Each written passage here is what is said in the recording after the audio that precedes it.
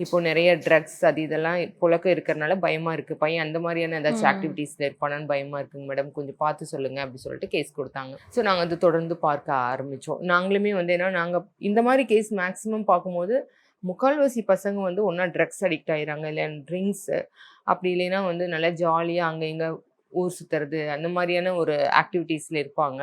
So அப்படி நினைச்சு நாங்க இந்த கேஸையும் பார்க்க ஆரம்பிச்சோம். இவரும் ஜாலியா அங்க இங்கலாம் போற மாரியான ஆளா தான் இருந்தாரு. பட் ஆனா, தொடர்ந்து பார்க்கும்போது அவரோட வயசு அதிகமான ஒரு லேடியோட போய் சுத்திட்டு இருந்தாரு. அப்ப எங்களுக்கு அத பார்த்து, சப்போஸ் ஏதாச்சும் ஒரு ஃப்ரெண்ட்லியான ஒரு இது இருக்குமோ! அப்டிங்கிற மாரி நாங்க பார்க்க ஆரம்பிச்சோம். தொடர்ந்து பார்க்க ஆரம்பிச்சதுல இல்ல தப்பான உறவு அவங்களுக்கு இருக்கிறது தெரிஞ்சுச்சு. அந்த லேடிக்கு வந்து ஹஸ்பண்ட் எங்கேயோ வெளிய இருக்காங்க.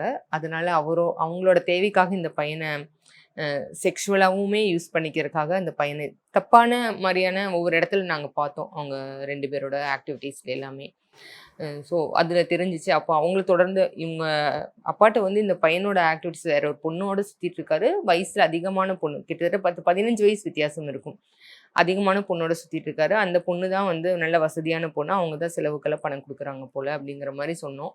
சொல்லும்போது சரி அவங்களோட அந்த பொண்ணோட பேக்ரவுண்ட் என்ன? அவங்க எந்த மாரி ஃபேமிலி? என்ன ஏதுன்னு பார்த்து குடுங்க அப்படின்னு சொல்லி சொன்னாங்க. அப்புறம் அடுத்தது அவங்களையும் பார்க்க ஆரம்பிச்சோம்.